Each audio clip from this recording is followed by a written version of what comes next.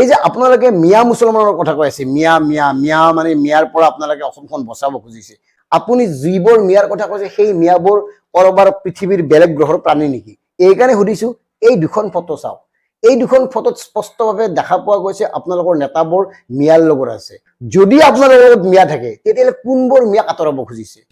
সেইকাৰণে মুখ্যমন্ত্ৰী ডাঙৰে এই কথাটো স্পষ্ট কৰি দিয়ক, আপোনালোকে কোনখিনি মিয়া মুছলমানক আচলতে খেদিব খুজিছে, ক'ৰ পৰা খেদিব খুজিছে, কলৈ খেদিব খুজিছে, এই কথাখিনি অন্তত বুজাই দিলে আমি বুজিম। এতিয়া আমাৰ অস্তিত্ব সঁচাকৈ বিপন্ন হৈছে, কিন্তু ক'ত কেনেকে হৈছে, কাৰ বাবে হৈছে, এই কথাটোৱে বিশ্লেষণ কৰাৰ অধিক প্ৰয়োজন আছে। এতিয়া চাওক, আপোনালোকৰ দিনত অসমত প্ৰায় ৮,০০০খন চৰকাৰী মাধ্যমৰ বিদ্যালয় বন্ধ হ'ল। অস্তিত্ব বিপন্ন হোৱা নাইনে?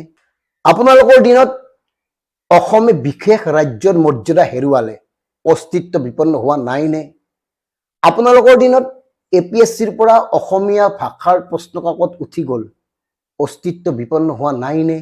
আপোনালোকৰ দিনত শ শ চৰকাৰী পদ বিলুপ্তি কৰা হ'ল, এয়া অস্তিত্ব বিপন্ন হোৱা নাইনে?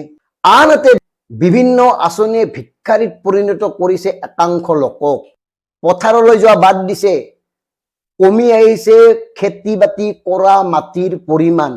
অসম আৰু অসমীয়াৰ পথাৰত অসমীয়াৰ সংখ্যা কমি অহাটো অস্তিত্ব বিপন্ন হোৱাটো নুবুজাইনে?